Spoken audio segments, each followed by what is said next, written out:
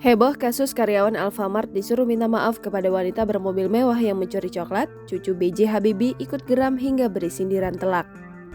Sebuah video karyawan Alfamart disuruh minta maaf kepada wanita bermobil mewah yang mencuri coklat kini viral di media sosial. Karyawan Alfamart disuruh minta maaf lantaran diancam Undang-Undang Informasi dan Transaksi Elektronik. Pihak perempuan bermobil mewah mengancam akan melaporkan karyawan Alfamart ke polisi dengan ancaman Undang-Undang ITE lantaran menyebarluaskan video aksi pencurian yang dilakukan konsumen tersebut. Pasalnya, wanita bermobil mewah jenis Mercedes-Benz itu menggandeng pengacaranya ke Alfamart Sempora di Kecamatan Cisauk, Tangerang Selatan pada Sabtu 13 Agustus 2022 sekitar pukul 10.30 waktu Indonesia Barat. Ia menuntut permintaan maaf karyawan toko yang merekam video aksi pencurian tersebut. Pihak manajemen Alfamart pun membenarkan hal tersebut melalui rilis resmi di akun Twitter @alfamart pada Senin 15 Agustus 2022.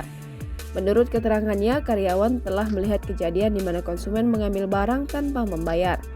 Baru setelah tertangkap basah dan dimintai pertanggungjawaban, konsumen tersebut membayar produk coklat yang diambil sebelumnya. Menanggapi beredarnya video yang viral di media sosial, Alfamart tengah melakukan investigasi internal dan akan menempuh jalan hukum bila diperlukan. Hotman Paris pun siap menjadi pengacara karyawan Alfamart tersebut. Sang pengacara kondang itu pun meminta karyawan Alfamart langsung menghubunginya via DM. Tak hanya itu, pria Batak itu juga mengatakan agar karyawan Alfamart tersebut tak meminta maaf bila tidak merasa bersalah. Tampaknya kekesalan itu pula lah yang dirasakan cucu B.J. Habibie, Melanie Subono.